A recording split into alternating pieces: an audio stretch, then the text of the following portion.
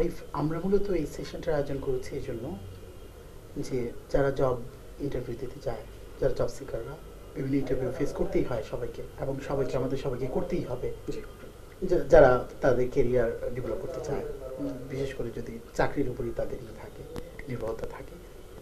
তো অধিকাংশ ক্ষেত্রে আমরা দেখি যে জব ইন্টারভিউ ফেস করতে গিয়ে ছেলেমেয়েরা এর মধ্যে এক ধরনের নার্ভাসনেস থাকে। এর একটা কারণ হলো যে তারা জব ইন্টারভিউ সম্পর্কে তাদের সাফিসিয়েন্ট নলেজ থাকে না, তারা জানে না যে অ্যাকচুয়ালি সিচুয়েশনটা কীরকম। হঠাৎ হঠাৎ করে আনরেডি অবস্থায় চলে যায়।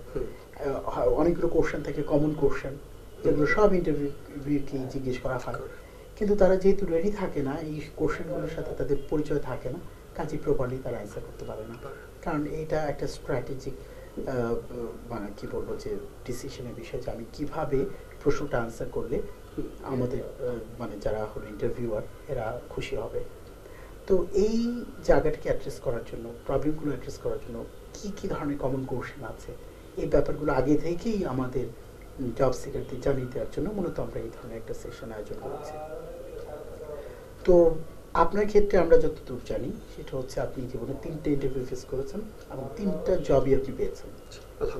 আলহামদুলিল্লাহ। তো প্রথম আপনি শুরু করেছেন ঢাকা টোবাকো দিয়ে, তারপর আপনি গেছেন জিএসকে, এবং তারপর ম্যারিকো। 3টা ভালো অর্গানাইজেশন আপনি কাজ করেছেন, তার মধ্যে 2টা এমএনসি, তাই তো?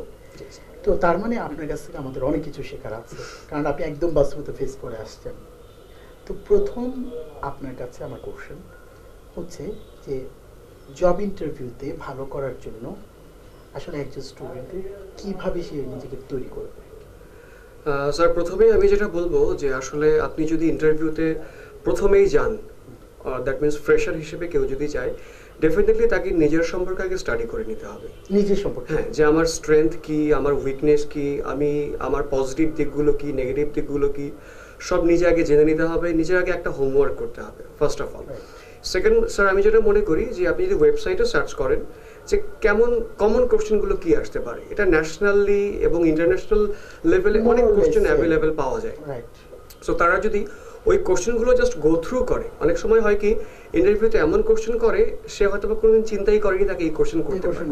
সো অ্যান্সারটা খুব ইজি হওয়ার পরেও সে হয়তো অ্যান্সার দিতে পারছে না, বিকজ সে আনএক্সপেক্টেড কোশ্চেন পেয়ে গেছে। আবার টেনশনও তো থাকে, এনভায়রনমেন্ট, এতগুলো লোক বসে আছে, তাকে ইন্টারভিউ করছে, এরকম একটা তার অ্যান্সারের উপর অনেক কিছু নির্ভর করবে, তার সারাটা জীবন ডিপেন্ড করবে। তো সে নার্ভাস হয়ে যায়, অ্যান্সার দিতে পারে না। সো সে যদি ওয়েবসাইটগুলো গো থ্রু করে, আমার মনে হয় সে একটা মোটামুটি আইডিয়া পেয়ে যায় যে কেমন কোশ্চেন আসতে পারে বা কি ধরনের কমন কোশ্চেনগুলো।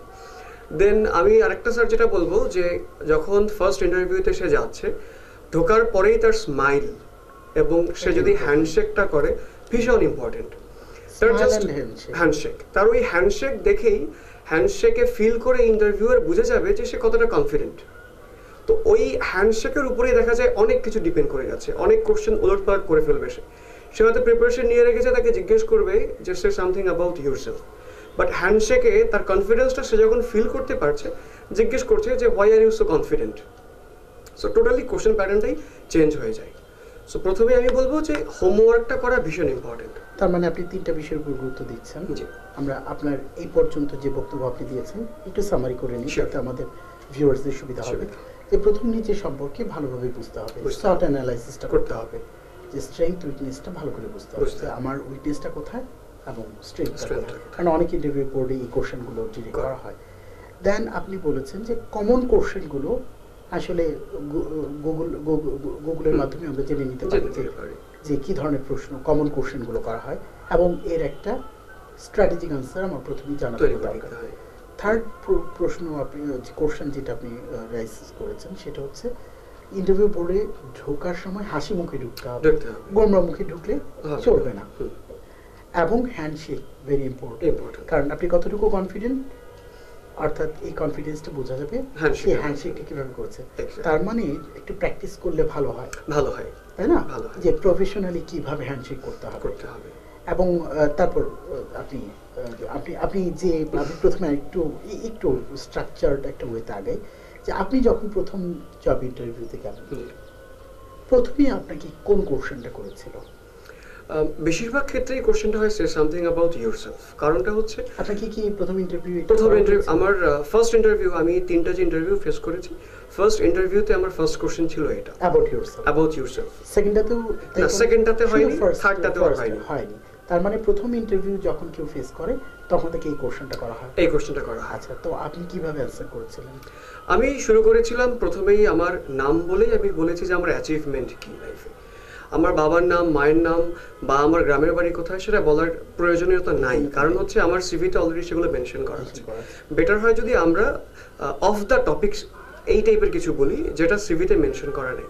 সো আমি আমার অ্যাচিভমেন্ট বলেছি যে আমি আমার স্টুডেন্ট লাইফে বা আমি আমার প্রিভিয়াস পার্ট টাইম জব লাইফে কী কী আমার অ্যাচিভমেন্ট ছিল সেটা হাইলাইট করেছি। দেন আমি তাকে বলেছি যে আমার স্ট্রেংথগুলো কি, আমি নিজে থেকেই তাকে বলেছি যে এই আমার স্ট্রেংথ, উইকনেস তো বলি না, আসলে মেইনলি স্ট্রেংথগুলো বলি, পজিটিভ দিকগুলো। সো এভাবে যখন আমি কন্টিনিউ করি, সে যখন এই বলার মাঝেই সে যেটা করে আমার সিভিটা গো থ্রু করে একবার। আচ্ছা, যখন আপনি আপনার অ্যাবাউট ইয়োরসেলফ যখন বলছেন তখনই তিনি সিভিটা গো থ্রু করছেন। সো এই গো থ্রু করা যখনই শেষ হয়ে যাবে তখনই সে আমাকে থামিয়ে দেয় যে ওয়েল আর ফ্যান্টাস্টিক, দেন সে নেক্সট কোশ্চেনগুলোতে চলে যায়। আচ্ছা, নেক্সট কোশ্চেন যাওয়ার আগে আমি একটু সামারি করে নিই এখানে, যে অর্থাৎ অনেকেই এই ভুলটা করে থাকে যে অ্যাবাউট ইয়োরসেলফ বলার সময় সে তার নাম থেকে শুরু করে এসএসসি কত সালে পাস করেছে, এইচএসসি কত সালে পাস করেছে, তার গ্রামের বাড়ি কোথায়, এখন কোথায় থাকে, কোন ইউনিভার্সিটি থেকে গ্রাজুয়েশন করেছে, অথচ এই সবগুলো ইনফরমেশন তার সিভিতে লেখা আছে। তার মানে আপনার ফার্স্ট সাজেশন হচ্ছে যে কোনোভাবেই যেগুলো সিভিতে মেনশন করা আছে এগুলো উল্লেখ করা, এগুলো দিয়ে শুরু করা যাবে না, নামটা দিয়ে বড়জোর শুরু করা। তারপর আসলে এমফেসিস করা উচিত হলো নিজের strength, weakness, experience, curricular activities এবং অন্যান্য কোনো ক্লাব যে এক্সট্রা কারিকুলার অ্যাক্টিভিটিস বা কো কারিকুলার অ্যাক্টিভিটিস জড়িত ছিল কিনা, বা নিজের হবি ইত্যাদি ব্যাপারগুলোকে এনকম্পাস করে আসলে উত্তরটা দেওয়া উচিত। দেন কি ধরনের কোশ্চেন আপনাকে করেছিল? পরবর্তীতে ওই যেমন বিভিন্ন রকম, এটা ডিপেন্ড করবে আমার অ্যানসারের উপরে। আমি অ্যানসার যেভাবে দেবো সেই অনুযায়ী কোশ্চেনটা আপনাকে কিভাবে কি করা? আমাকে, আমি যেমন দেশের বাইরে থেকে পড়াশোনা করেছিলাম, তো আমাকে ওটা নিয়ে কোশ্চেন করে পরবর্তীতে। আপনি কোথায়? আমি ইউএসএ আমি গিয়েছিলাম, ওখানে আমি 1 বছর একটা স্কলারশিপ নিয়ে গিয়ে ওখানে এ লেভেল আবার কমপ্লিট করে আসি। তো আমাকে ওখানে যাওয়ার পরে তারা জিজ্ঞেস করে যে আপনি দেশের বাইরে যেখানে ছিলেন সেখানে আপনার পরিচিত কেউ নাই, জাস্ট লাইক এ কোম্পানি, যেমন এই কোম্পানিতে আপনার পরিচিত কেউ নাই, আপনি টোটালি নতুন একটা পরিবেশে আসবেন, আপনি কিভাবে নিজেকে সামলাবেন, বা এটা তো আমাদের আপনার জন্য নতুন একটা এক্সপিরিয়েন্স, আপনার পূর্বে কোনো এক্সপিরিয়েন্স নাই, আপনি কিভাবে মনে করেন যে আপনি এটার জন্য ফিট, এই জবটার জন্য ফিট। সো এই অর্থাৎ এটাও একটা গুরুত্বপূর্ণ কোশ্চেন যে আপনি কেন মনে করেন যে এই জবের সঙ্গে এই জব মানে আপনি এই জবটার জন্য উপযুক্ত কিনা, বা বলে যে why should we hire you, right, আপনাকে কেন আমরা এখানে কেন হায়ার করব। সো তখন আবার নিজের স্ট্রেংথটা বলতে হবে, ওই জবের সাথে রিলেশনটা, সামঞ্জস্যটা করে দিন বলতে হবে। যে ফর এক্সাম্পল আপনার যে জবের জন্য আমি এসেছি সেখানে প্রচুর প্রেশার নিতে হয়। তো পার্সোনালি আমি আমার লাইফে প্রচুর প্রেশার হ্যান্ডেল করেছি, আমি একসাথে পড়াশোনা করেছি, আমি পার্ট টাইম জব করেছি, ফ্যামিলি মেনটেন করেছি। সো আমার মনে হয় যে প্রেশার হ্যান্ডেল দিক দিয়ে I will be the best one. Right. So এভাবে রিলেশনটা করে দিলে হয় কি, সে তখন কনভিন্স হয় যে না, সে যেভাবে অ্যান্সার দিচ্ছে তার মানে সে আমার সম্পর্কে জানে, সে আমার কোম্পানি সম্পর্কে স্টাডি করে এসেছে, সে তার জবে এসে তার কি কি কাজ করতে হবে না করতে হবে সে সেটা জানে। অর্থাৎ এখানে যে আমরা কেন কোনো একটা কোম্পানি কেন একজন পার্টিকুলার ক্যান্ডিডেট চুজ করবে, এই উত্তরটাও আসলে ক্যান্ডিডেটকে দিতে হবে। তো তার মানে হলো যে এই উত্তরটা দেওয়ার জন্য নিজেকে যেমন বুঝতে হবে, আবার এক্সপ্রেসও করতে হবে। এক্স্যাক্টলি। এবং পাশাপাশি তার যে কোয়ালিটিগুলো আছে সেটা সেই জবের সঙ্গে অ্যালাইন করে নিতে হবে, যে এই কারণে আসলে আমাকে হায়ার করা যেতে পারে এবং আমি best suitable candidate for the position. Sir একটা কথা হচ্ছে কি, আমি আমাদের এক হাবিব স্যার একটা কথা একবার বলেছিলেন যে দেবতা যে ফুলে তুষ্ট তাকে সেই ফুল দিয়ে তুমি সন্তুষ্ট করো। তো ব্যাপারটা হচ্ছে আমি যখন সেলস এর জন্য ইন্টারভিউ দিতে যাব তখন আমার সবকিছু হবে সেলস রিলেটেড, বাট যখন আমি আবার এইচআরে যাব তখন আমি আবার সেলস এর স্ট্রেংথ গুলো বলবো না, তখন আমি আমার স্ট্রেংথকে এইচআর এর সাথে লিংক করে আবার প্রকাশ করব। সো এইজন্যই যে এক একটা ইন্টারভিউতে আমাদেরকে প্রিপারেশন এক এক রকম ভাবে নিতে হবে। অর্থাৎ দ্যাট মিন্স কোনো ইউনিভার্সাল কোনো রুল নাই, আসলে সিচুয়েশনটা বুঝতে হবে যে আমি কোন পজিশনের জন্য অ্যাপ্লাই করেছি এবং কোন ধরনের বোর্ডকে আমি ফেস করছি, কোন ধরনের অর্গানাইজেশনকে ফেস করছি, ওরা সত্যিকার অর্থে কি ধরনের লোক হায়ার করতে যাচ্ছে, ওদের এই সাইকোলজিটা যদি আমি বুঝতে পারি, প্রপারলি স্টাডি করে নিতে পারি, তাহলেই আসলে একটা জব ইন্টারভিউ ভালো করা যায়, সাকসেস আসবে। দেন কি ধরনের প্রশ্ন, আরো কিছু কোশ্চেন যদি আমাদের সাথে শেয়ার করেন? সামটাইম মাঝে মাঝে স্যার হয় কি অফ দ্য টপিক কোশ্চেন করে। আচ্ছা, এটা হচ্ছে দেখার জন্য তার উপস্থিত বুদ্ধি কেমন। ফর এক্সাম্পল আমাকে জিজ্ঞেস করেছিল যে সর্বশেষ আপনি কোন মুভিটা দেখেছেন। আচ্ছা আচ্ছা, সেই মুভির নাম আনএক্সপেক্টেড কোশ্চেন, এবং সেই মুভির নাম কি এবং কাহিনীটা কেমন ছিল। তো এখন আমি যখন একটা অ্যান্সার দিই, সেও হয়তোবা গেস করতে পারছে যে ও হয়তোবা বানিয়ে বলছে, কারণ ইন্টারভিউ বোর্ডে যাওয়ার পরে আসলে মনে থাকে না লাস্ট মুভি আমি কি দেখেছিলাম। তো মাথায় যে মুভির নাম আসে আমি সেই মুভিটাই বলে দিলাম যে ওই মুভিটা দেখেছি। সেও হয়তো বুঝতে পারছে যে সে হয়তো বা এক্সাক্ট অ্যান্সার দিচ্ছে না, বাট সে জানতে চাচ্ছে যে আমি কিভাবে হ্যান্ডেল করি এই অ্যান্সার, এই সিচুয়েশনটা কিভাবে হ্যান্ডেল করি, আমার মেন্টাল প্রেশার আমি নিতে পারি কিনা। তো এই জন্য আসলে প্রিপারেশন রাখা দরকার আগে থেকেই। আচ্ছা, প্রথমেই স্যার বললাম যে একবার স্টাডি করা দরকার, গো থ্রু করা দরকার যে কেমন জিনিস কি কোশ্চেন আসতে পারে।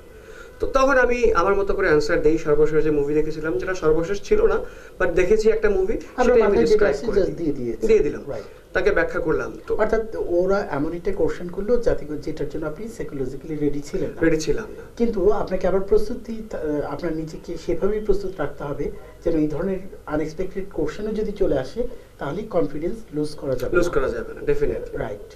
তো তার মানে বোঝা যাচ্ছে যে আমাদেরকে নিজের সম্পর্কে স্টাডি করে নিতে হবে, নিজেদের কনফিডেন্স বিল্ড আপ করতে হবে, পাশাপাশি অর্গানাইজেশন সম্পর্কে ভালো নলেজ রাখতে হবে এবং আনএক্সপেক্টেড কোশ্চেনের জন্য নিজেকে প্রস্তুত করতে হবে। আচ্ছা, এরকম কি হয়েছে যে আপনাকে কোনো একটা কোশ্চেন করেছে, আপনি সেটা অ্যান্সার করতে পারছেন না, এমন কি সিচুয়েশন হয়েছে আপনার?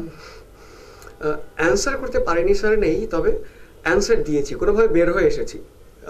যেমন একবার জিজ্ঞেস করেছিল আমাকে যে আপনার সর্বশেষ জবে আপনি যেখানে 2 বছর ছিলেন, সেখানে আপনার বসের সাথে এমন কি কোনোদিন ঘটনা ঘটেছে যেখানে আপনার আর তার মাঝে সম্পর্কটা ভালো হয়নি বা তার কোনো ডিসিশন আপনি মেনে নেয়নি, এমন কিছু কি ঘটেছে? তো আমি যদি এখন বলি যে না এমন কিছু ঘটেনি, তাহলে টোটালি মিথ্যে বলা হবে, কারণ 2 বছর কাজ করলে বসের সাথে মিসআন্ডারস্ট্যান্ডিং হবেই, ডেফিনেটলি হবেই। সো ওখানেই এই কোশ্চেনটা হ্যান্ডেল করাটা খুব ক্রিটিক্যাল ছিল আমার জন্য। সো আমি তখন তাকে বলেছি যে হ্যাঁ, আমার এমন সিচুয়েশন হয়েছে যেখানে আমার বস এবং আমি একটা ব্যাপারে এগ্রি করতে পারিনি। তখন সে বলল, তাহলে আপনি কিভাবে হ্যান্ডেল করলেন আপনার বসকে? তো তখন আমি বললাম যে দেখেন, এটা আসলে আমি বসকে বললাম, বসকে এটা বলিনি যে বস আপনি যেটা বলেছেন সেটা রং। আমি বলেছি বস আপনি যেটা বলেছেন সেটা ফ্যান্টাস্টিক, বাট আমার মনে হয় এটা এভাবে না করে যদি এভাবে করা হয় আর একটু বেটার হতে পারে, আপনি কি মনে করেন? Very strategic answer. সো সে তখন কনভিন্স হয়ে গেল যে না, yes that's the right approach, এভাবে অ্যাপ্রোচ করা উচিত বসদের সাথে। যে এই ধরনের কোশ্চেন যদি করাই হয়, অর্থাৎ আপনি নেগেটিভলি তার সঙ্গে কনফ্রন্টেশনে গেলেন না, অথচ তাকে আপনি অন্য একটা দিক তুলে ধরলেন যে আমরা যদি এভাবে না করি, এভাবে করলে হয়তো আরো ভালো রেজাল্ট আমরা পাবো। খুব খুব চমৎকার স্ট্র্যাটেজিক অ্যান্সার। তো আপনার সঙ্গে আমরা এই যে সেশনে অনেকগুলো গুরুত্বপূর্ণ দিক উঠে আসলো এবং আপনি কীভাবে অ্যান্সার করেছিলেন সেটাও আমরা জানলাম, এবং আমার মনে হয় যে আপনার এই স্ট্র্যাটেজিক অ্যান্সারগুলোই আপনার এই সফলতার পেছনে কাজ করেছে। Thank you. তো আমরা আশা করছি যে এই আলোচনা থেকে যারা ভবিষ্যতে জব মার্কেটে যাবেন তারা নিজেদেরকে তৈরি করতে পারবেন। আমাদের এই প্রোগ্রামে আসার জন্য আপনাকে অনেক ধন্যবাদ। অসংখ্য ধন্যবাদ স্যার আপনাকে।